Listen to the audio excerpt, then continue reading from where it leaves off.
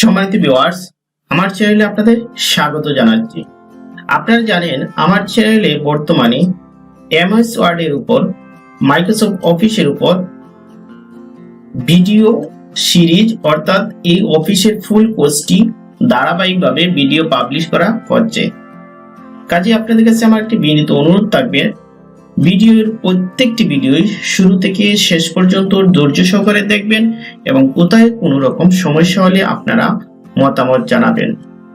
আমি চেষ্টা করব আপনাদের উত্তর দেওয়ার জন্য। তাই আর কথা না বেরিয়ে আজকে ভিডিওটি শুরু করছি।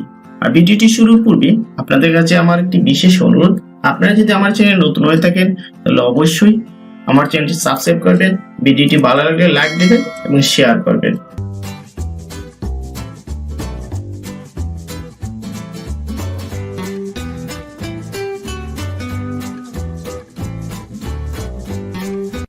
আজকে আমি যে বিষয়টি দেখিয়ে দেব তা হচ্ছে একটি পেজের সেটআপ করা এবং মার্জিন সেটআপ করা এবং কিভাবে কপি করতে হয়, কাট করতে হয় এবং পেস্ট করতে হয়। আমরা প্রথমে দেখি কিভাবে আমরা এই পেজটারে সেটআপ করতে পারি। পেজ সেটআপ বলতে বুঝতে হয় যে আমাদের যে আবেদনের যে বিভিন্ন পেজ, সেটা লিগ্যাল সাইজ থাকতে পারে, A4 সাইজ থাকতে পারে, A5 থাকতে পারে, A3 থাকতে পারে, এরকম বিভিন্ন সাইজের পেপার আমরা বাজারে দেখতে পাই। এইগুলোই হচ্ছে পেজ। তো পেজের সেটআপটা আমরা কোথায় থেকে আমরা সেট করব? ধরেন এই একটা আমরা আবেদন লিখলাম, কিন্তু আবেদনের যে পেজটা কিভাবে সেটআপ করব? এই পেজ সেটআপ করা তার জন্য আমরা এই যে উপর দিকে দেখেন লেখা আছে পেজ লেআউট রিবন। দেখেন আমার কার্সরটা যেখানে, এই পেজ লেআউট রিবনে যদি আমরা ক্লিক করি তাহলে আমরা দেখতে পারবো যে আমাদের পেজ সেটআপের কি কি অপশন আছে। আমি পেজ লেআউটে ক্লিক করলাম। লেআউটে ক্লিক করার পর দেখেন এখানে থিমস দেখতে পাচ্ছেন, কালার দেখতে পাচ্ছেন, ফন্ট দেখতে পাচ্ছেন, এফেক্ট দেখতে পাচ্ছেন, তারপরে মার্জিন দেখতে পাচ্ছেন, তার ওরিয়েন্টেশন দেখতে পাচ্ছেন, সাইজ দেখতে পাচ্ছেন। এই হচ্ছে আমাদের পেজ সাইজ। তাহলে পেজ সাইজটা কি হবে? এই পেজ সাইজের ড্রপ ডাউনে ক্লিক করলে দেখেন অনেকগুলা পেজ দেখা যাচ্ছে। যেমন এটা হচ্ছে লেটার সাইজ, তারপর হচ্ছে লিগ্যাল সাইজ, তারপর হচ্ছে A4 সাইজ, তারপর হচ্ছে এক্সিকিউটিভ সাইজ, তারপর হচ্ছে কাস্টমাইজ, তারপর A5, A6, BS, JIC, এরকম বিভিন্ন সাইজ আছে। আমরা সাধারণত যেসব পেজে আবেদন করি তা হচ্ছে A4, তাই এই A4 আমি সিলেক্ট করে নিলাম। এবং আরেকটা বিষয় মনে রাখবেন, A4 সাইজের যে প্রস্থটা ওয়াইড হবে 8.27 ইঞ্চি আর হাইট যেটা লম্বা সেটা হবে 11.69 ইঞ্চি। তাহলে আমি A4 এ সিলেক্ট করলাম। আর যদি আপনারা লিগ্যাল সাইজ, তাহলে এই লিগ্যাল সিলেক্ট করতে হবে। আমি যেহেতু আবেদনটা A4 এ করতেছি, আমি A4 সিলেক্ট করে দিলাম। দেখেন A4 সাইজে সিলেক্ট করার পর পেপারটা এরকম দেখা যাচ্ছে। নিচের দিকে দেখেন এখানে আমার 120 আছে, আমি এটা 120 রাখলাম, পেজের যে জুমটা সেটা।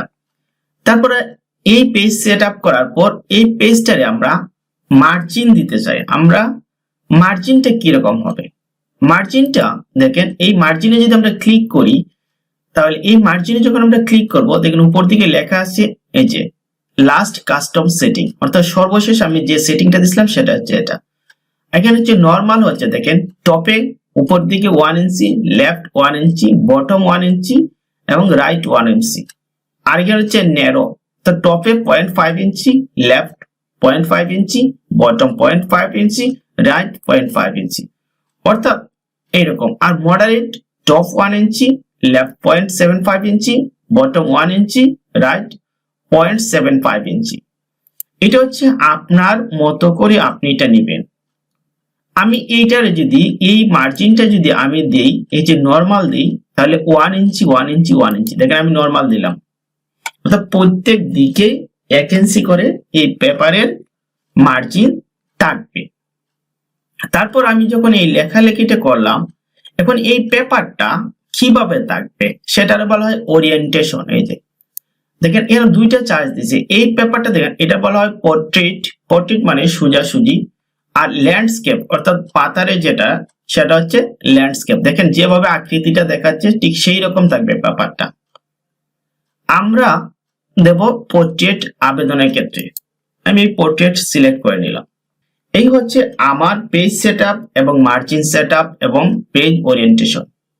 এখন এখানে আরেকটা বিষয় আছে, আমি সেটা বলে দিই। এই যে কলাম আছে, এই যে উপর দিকে দেখেন আমার কার্সরটা যেখানে, এই কলাম হচ্ছে আপনি কয় কলামে লিখতেছেন। আমরা যখন এই দেখেন এক কলামের আকৃতিটা এরকম পুরা লাইন থাকবে, আর এখানে হচ্ছে দুইটা কলাম, এখানে হচ্ছে তিনটা কলাম, এখানে হচ্ছে লেফট কলাম। অর্থাৎ এই কলামগুলা আপনারা যেভাবে সিলেক্ট করে দিবেন সেভাবে। আমরা যেহেতু একটা আবেদন করতে চাচ্ছি, এটা অবশ্যই ওয়ান কলামে হবে, এটা নিয়ে আপনাদের আর টেনশন করার দরকার নেই। তারপর আমি এই বরাবর লিখলাম। দেখেন বরাবর লেখার পর এই যে নির্বাহী প্রকৌশলী দেখেন একটু দূর চলে আসছে। এটা কিভাবে আসছে? এটা হচ্ছে এই যে নির্বাহী প্রকৌশলীটারে যখন আমি বামে কার্সরটা নিয়ে গেলাম, আমরা যদি ব্যাক পেজ দিই দেখেন জায়গায় চলে আসবে। অর্থাৎ এটার আমি ট্যাব দিয়ে এখানে নিয়েছিলাম। ঠিক এইভাবে আমরা যখন এই গণপূর্ত বিভাগ সেটার আমরা এভাবেই নিয়েছিলাম, গণপূর্তেরও আমরা ব্যাক দিয়ে এভাবে নিয়েছি, কিন্তু এটার আমরা ট্যাব দিয়ে এভাবে নিতে পারি। আবার এই যে সুনামগঞ্জ আছে সেটা আমরা এভাবে ট্যাব দিয়ে নিতে পারি। অর্থাৎ ট্যাবে পেজ করে সবগুলো একসাথে একটা ট্যাবের মাধ্যমে এটা নিতে পারি। এখন প্রশ্ন দাঁড়াচ্ছে, আমি এইগুলো কাজ করলাম, তাহলে আমার কপির কাজটা কি? কপির কাজটা হচ্ছে একই বিষয় যদি বারবার লিখতে হয় তখন আমরা কপি করি। যেমন ধরেন এখানে আছে গণপূর্ত বিভাগ, এখানে আছে গণপূর্ত বিভাগ, দুইও জায়গাতে একই লেখা, আরো অনেক জায়গাতে এরকম থাকতে হবে। তখন ধরেন আমি ভুলে ক্রমে আমি এখানে আর গণপূর্ত জায়গাটা লিখছি না, আমি এটা ডিলিট করে দিলাম, সিলেক্ট করে ডিলিট করে দিলাম, কিন্তু এখানে গণপূর্ত লেখাটা আমার প্রয়োজন। তখন আমরা কি করব, এই যে গণপূর্ত বিভাগটা আছে সেটার আমরা সিলেক্ট করে নেব। এটা কার্সরটা এনে এইভাবে ড্র্যাগিং করে আমরা সিলেক্ট করতে পারি, অথবা কার্সরটা এখানে এনে শিফট ধরে রাইট অ্যারো প্রেস করে আমরা এটা দেখেন সিলেক্ট করতে পারি। সিলেক্ট করার পর কন্ট্রোল সি আমরা কপি করব, কপির জন্য কন্ট্রোল সি দেব।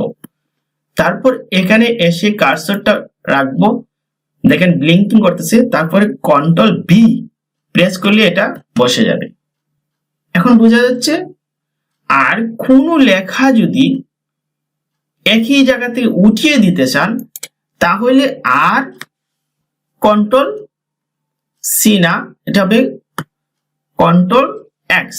যেমন ধরেন এই সুনামগঞ্জকে আমি কপি করলাম, সুনামগঞ্জকে আমি কপি করে নিলাম control plus right arrow press করে, তারপর কন্ট্রোল সি দিলাম।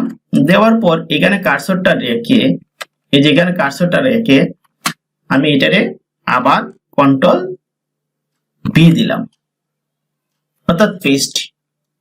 এখন যদি আমরা পড়ি তাহলে দেখা যায় সুনামগঞ্জটা দুবার হয়ে গেছে, এই সুনামগঞ্জটা কোনো প্রয়োজনই নেই।